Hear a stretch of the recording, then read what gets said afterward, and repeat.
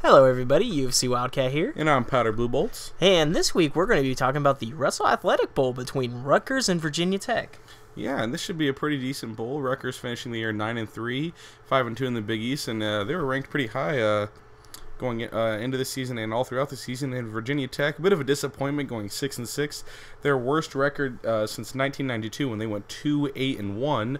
They were actually ranked as high as 13th, so people thought this team would be pretty good, but it didn't really pan out for the Hokies. Yeah, and on the other side of the ball, Rutgers had a really good season. They had some good wins, but some clearing losses to Kent State at home and Pitt on the road. Those are kind of like some games that you shake your head at. You should win if you're Rutgers. Especially playing a down Pitt team and a MAC team. Even though the MAC's up. We've said that a good amount of times. Yeah. But the MAC's up. But still, you have to win that game. Even if you're the big least. Yeah, Rutgers did beat Arkansas at Arkansas 35-26, but by week 4, everyone kind of had known that Arkansas was struggling this year without Bobby Petrino, and they were having a down year. So yes, it is a good win over an SEC opponent. It's not the best win because Arkansas had a very bad year. But Yeah. that's pretty much their only quality win. I guess you could add maybe Cincinnati. going to Cincinnati and playing at Nippert Stadium and holding the Bearcats to 3 points. That's also one that I could sit there and say that's a pretty good win. But other than that, their schedule seems kind of fluff and puff. But that's expected when you're playing in the big least. Yeah, and that just kind of holding the Bearcats to 3 points kind of shows you how good this Rutgers defense can be at times. 5th in the nation as far as points allowed and averaging only 14.3 points allowed per game. That all revolves around Kasim Green, their awesome senior linebacker, actually Big East Defensive Player of the Year for the second straight time, which is pretty impressive, recording a team high of 125 tackles, 5.5 sacks, and 6 forced fumbles, and he's pretty high up on the linebacking list for the NFL draft. Wow. 6 forced fumbles. That's pretty good. Game changer. That's actually really good. I think having a linebacker like that, speaks volumes about how well your defense is. And you actually need a good linebacker to kind of like centralize your defense. You need somebody to be the heart and be the play caller. And he looks like a good kid, but I mean, a lot of their offense circulates around their running back, Juwan Edwards. He had a pretty good year. Juwan Jamison. Jamison? Jamison. Is that what you're saying? That's what I meant. Man, I'm all over the place today. But yeah, he had 1,000 yards rushing and only 4 touchdowns. But this kid can definitely move the ball, and he helps their quarterback Gary Nova have a pretty solid day. He's got 2,500 yards, almost 26, 22 touchdowns, but he does have 15 picks. So we'll see how that goes. But I think this kid actually, both these guys working together, they can have good years. And Rutgers is very balanced when it comes to running the ball and passing the ball, so they can hurt you in any way. So their offense is very versatile, and against a Virginia Tech defense that is pretty bad, they're probably going to have their way with the Hokies. The Hokies are ranked 38th nationally, allowing almost 24 points a game. So just kind of do the math. Rutgers is allowing 14, Virginia Tech's allowing 24. So I mean, you can kind of get the gist of where I'm going here. I'm predicting a Rutgers victory, but like I said in the past, it's bowl season and anything can happen.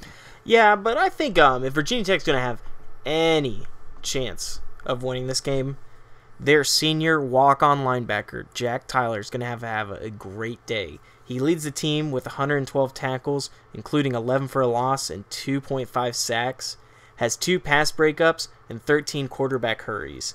This kid is really good, 3rd in the ACC in total tackles and 4th in tackles per game, and he earned first-team All-ACC honors from the coaches. So I think this kid can be really good, but he needs to have a solid game, hold Juwan Jamison down and force Gary Nova to have to throw, because when Gary Nova was playing in the last 2/3 of the season, he threw 13 picks. So we're going to need to see how Gary Nova can play. But what's really going to determine if Virginia Tech can win this game is going to be Logan Thomas, their 6'6", 260-pound quarterback. This kid is a hoss. Reminds me a lot of Big Ben from the Steelers. I don't like Big Ben. So this kid reminds me a lot of him. But so I've seen Big Ben a lot, and I've seen a good comparison between the two. This guy's thrown for 2,700 yards and 17 touchdowns. And he's also ran in 9 scores. But the key to this game is going to be Logan Thomas securing the ball and not having turnovers. He has 14 picks on the season, and a key stat, Virginia Tech is 0-5 this season when Logan Thomas has more than one interception.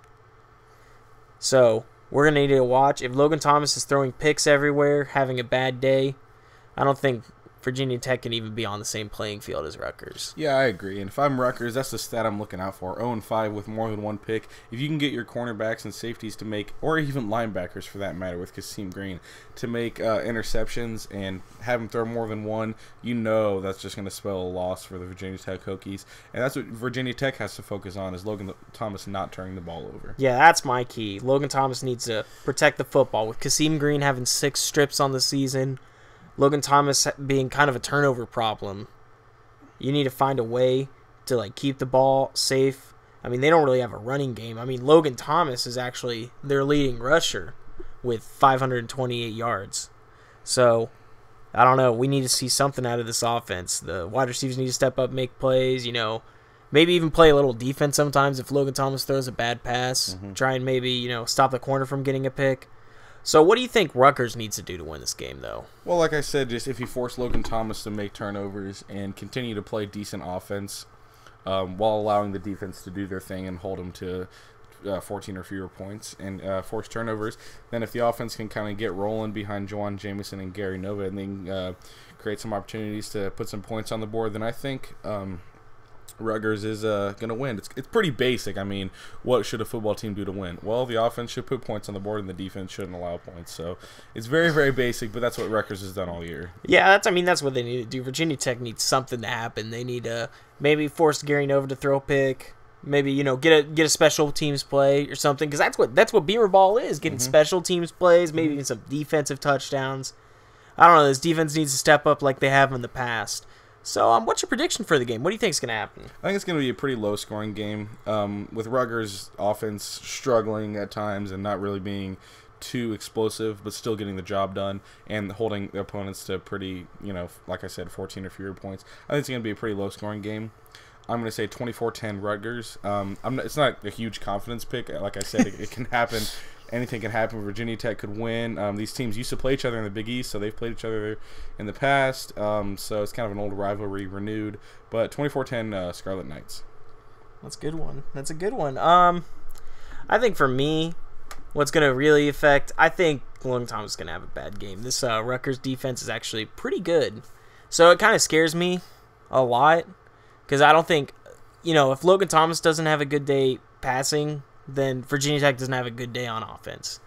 And I don't know. It scares me with this Rutgers defense. I mean, they have gotten burned. If we look at common opponents, Virginia Tech got blown out by Pitt 35-17, and I don't even think it was that close.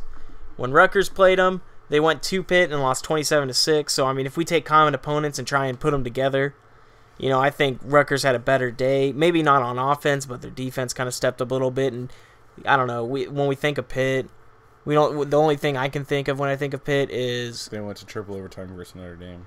Yeah, and by divine right, the field goal got blown to the right a little bit, and Notre Dame won that game. Yeah, they're a good team. They have a good quarterback. Yeah, but I'm just trying to put pieces together, and I think Rutgers is going to win this game. I think pretty handily, but I don't think their offense is going to do well. I think this is going to be a game where it's kind of like SEC type style, where it's going to be really low scoring. I'm thinking maybe 14-3. That's what it feels like to me, because Virginia Tech does have a decent enough defense to maybe get some stops, but I think Rutgers at the end of the day has the better defense, has better components, and has a more balanced offense to be able to win this game.